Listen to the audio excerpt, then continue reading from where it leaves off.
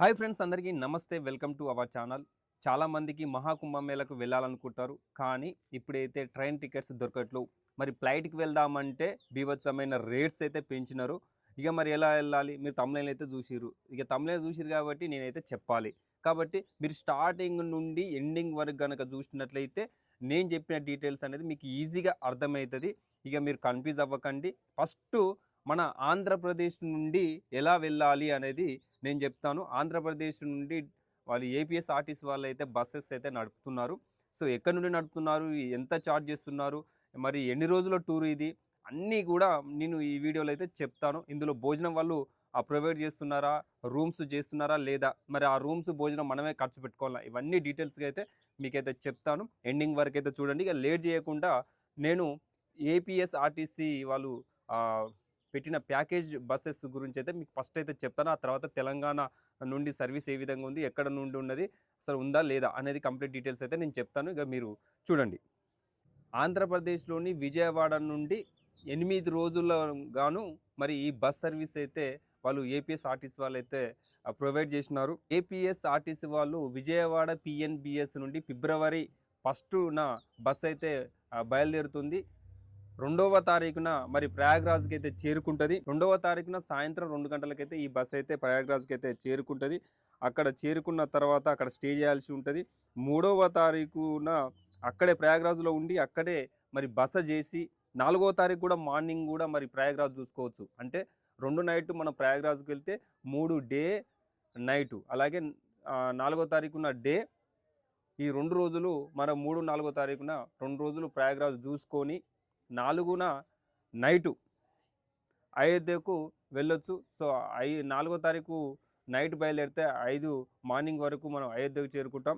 అయోధ్యకు చేరుకున్న తర్వాత 5వ తారీఖు బాలరాముని దర్శనం అయిపోయిన తర్వాత అదే రోజు నైటు వారణాసికి బయలుదేరుతారు. 5 బయలుదేరిన తర్వాత మరి 6వ తారీఖు మార్నింగ్ అవుతుంది కదా! 6వ తారీఖు మార్నింగు మరి ఆ కాశీలోని విశ్వనాథుని దర్శనం అయిపోతుంది. 6వ తారీఖు మార్నింగ్ అయిపోయిన తర్వాత ఆ రోజు నైట్ కూడా స్టే చేయొచ్చు. సో నైట్ గనక స్టే చేసినట్టయితే వారణాసిలో మరి సాయంత్రం 7 గంటలకైతే గంగా హారతి ఉంటుంది. చాలా అద్భుతంగా ఉంటుంది. మీరు స్టే చేస్తున్నారు కాబట్టి ఆ గంగా హారతిని కూడా మీరైతే ఒక్కసారి చూడండి. చాలా అద్భుతంగా ఉంటుంది. 6వ తారీఖు నైట్ కూడా అక్కడే స్టే చేసిన తర్వాత మళ్ళీ 7వ తారీఖు మార్నింగ్ అయితే తిరిగి విజయవాడకైతే బయలుదేరుతారు. 8వ తారీఖు మరి విజయవాడకైతే చేరుకుంటారు. ఇది ఏపీఎస్ఆర్టీసీ వాళ్ళు ప్రొవైడ్ చేస్తున్న బస్ సర్వీసు. సో ఇందులో రూము, ఫుడ్డు అంతా కూడా మనమే పే చేయాలి. వాళ్ళైతే ప్రొవైడ్ అయితే చేయరు. ఓన్లీ ఈ 8 డేస్‌కు ట్రావెల్ ఈ 3 ప్లేసులు తిప్పడానికి మాత్రమే బస్ సర్వీస్‌కు వాళ్ళైతే ప్రొవైడ్ చేస్తున్నారు. సో ఈ బస్సుకు ఇందులో ఎన్ని రకాల బసెస్ సర్వీసెస్ ఉన్నాయి, సో ఏ రేట్ ఉన్నదనేది ఇప్పుడైతే మనం తెలుసుకుందాం. ఫ్రెండ్స్, మరి ఈ బస్సెస్‌కి మరి ఎన్ని రకాలంటే 3 రకాల బస్ సర్వీసెస్ అయితే ఉంది. Super luxury, non AC, AC. So ఈ 3 రకాల బస్ సర్వీసెస్‌కి ఒక్కొక్కరికి ఎంత రేట్ అనేది మనమైతే తెలుసుకుందాం. సూపర్ లగ్జరీకి వచ్చేసి 8000, అలాగే నాన్ ఏసీ వచ్చేసి 11,000 రూపాయలు. విత్ ఏసీతోనైతే 14,500 రూపాయలు అయితే ఛార్జ్ చేస్తున్నారు 8 రోజులకు గాను. నో ఫుడ్, నో రూమ్ ఇందులో అయితే ప్రొవైడ్ అయితే ఉండదు. అది మనమే భరించాలి. సో ఇది మరి ఏపీఎస్ఆర్టీసీ వాళ్ళు ప్రొవైడ్ చేస్తున్న బస్ సర్వీస్. ఫ్రెండ్స్, ఏపీఎస్ఆర్టీసీ వాళ్ళకి సంబంధించిన కాంటాక్ట్ నెంబర్లు నేను డిస్క్రిప్షన్లో ఇస్తాను. మీరు అక్కడ నుంచి అయితే కాంటాక్ట్ అవ్వండి. అన్ని డీటెయిల్స్ కూడా వాళ్ళైతే చెప్తారు. మీకు ఏ డౌట్ ఉన్నా కూడా ఆ నెంబర్స్కి ఫోన్ చేసి అయితే అడగండి. ప్రయాగ్రాజ్కు తెలంగాణ నుండి వెళ్ళాలనుకున్న వారు మరి బస్సును ఎట్లా బుక్ చేసుకోవాలి, నేను కన్ఫర్మ్ టికెట్లో ఎట్లా బుక్ చేసుకోవాలనేది చెప్తాను. సో కన్ఫర్మ్ టికెట్ యాప్ని మనం ఓపెన్ చేసిన తర్వాత కన్ఫర్మ్ టికెట్ యాప్ని బుక్ చేసిన తర్వాత ఇక్కడ బస్ అని ఉంటుంది. First train, flight, bus, hotels. So నేను బస్ మీద క్లిక్ చేశాను. క్లిక్ చేసిన తర్వాత మనం ఎక్కడి నుంచి వెళ్ళాలి, సో నేనైతే హైదరాబాద్ టు అలహాబాద్ అని క్లిక్ చేశాను. ఎప్పుడు వెళ్ళాలి, సపోజు 2వ తారీఖు వెళ్దాం అనుకుంటున్నా. సో 2వ తారీఖు నేను సెలెక్ట్ చేసుకొని సర్చ్ అని బటన్ మీద క్లిక్ చేశాను. చేసిన తర్వాత ఇక్కడ నెంబర్ ఆఫ్ బస్సెస్ అయితే వచ్చేసినాయి. మనం ఏ టైంకి వెళ్ళాలి, ఎక్కడికి వెళ్ళాలి, ఎక్కడి నుంచి పికప్ అనేది అన్ని డీటెయిల్స్ అయితే ఇందులో ఉంటాయి. సపోజ్ ఇప్పుడు నేను ఫస్ట్ సర్వీస్ మీద ఉన్నది శ్రీ టూర్స్ అండ్ ట్రావెల్స్ ఉన్నది కదా. ఈ బస్ వచ్చేసి 17 అంటే మనకు 5 గంటలకు ఉన్నది, సాయంత్రం 5 గంటలకు ఉన్నది. సాయంత్రం 5 గంటలకు బయలుదేరిన ఈ బస్సు తెల్లారి మరి 3 గంటలకైతే రీచ్ అవుతుంది. 22 అవర్స్ అయితే జర్నీ ఉంది. ఇది ఏసీ స్లీపర్ 2+1 అంట. రూ. 9,990 ఛార్జ్ అయితే చేస్తున్నారు. ఇలా చాలా బసెస్ చాలా ఛార్జెస్ అయితే ఉన్నాయి. ఒక్కొక్క బస్సుకు ఒక్కొక్క ట్రావెల్స్‌కి సంబంధించిన ఒక్కొక్క ప్రైస్ అయితే ఉంది. కిందకొచ్చినట్టయితే 4,190, ఇంకోటి కింద వచ్చేసినట్టయితే కామాక్షి వాళ్ళైతే 2,800 వీళ్ళు ఛార్జ్ చేస్తున్నారు. ఇది నాన్ ఏసీ వాళ్ళు.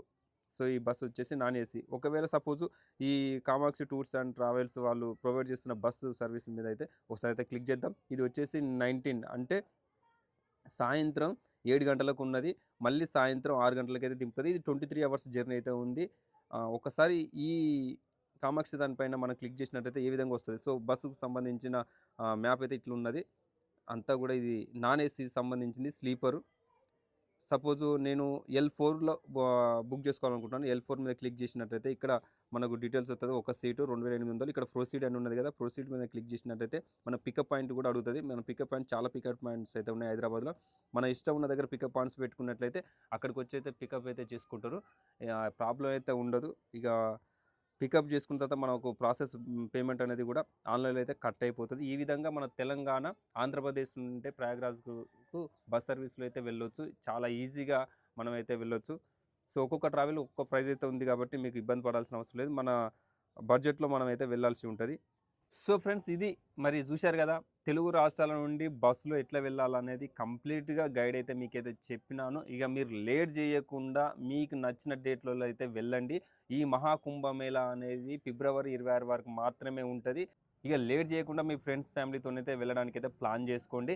ఇక మీకు కుంభమేళకు వెళ్ళినాక ఎక్కడ ఉండాలి ఏంటి అనేది దాదాపు చాలా వీడియోస్ అయితే నేను చేసినాను. నా యూట్యూబ్ ఛానల్లో కనుక వెళ్ళి చూసినట్టయితే మీకు క్లియర్‌గా అర్థమవుతది. ఇక ఎలాంటి ఇబ్బంది లేదు. కాకపోతే ఈ ఒక్క వీడియో వచ్చేసి బస్సులో ఎలా వెళ్ళాలి అనేది మీకైతే క్లియర్‌గా చెప్పినాను. ఏమైనా డౌట్స్ ఉంటే మాత్రం కామెంట్ బాక్స్‌లో కామెంట్ అయితే తెలియజేయండి. ఎలా అనిపించిందో కామెంట్ బాక్స్‌లో కామెంట్ అయితే చేయండి. ఇక మరొక వీడియోతో మళ్ళీ కలుద్దాం. అందరికీ నమస్తే.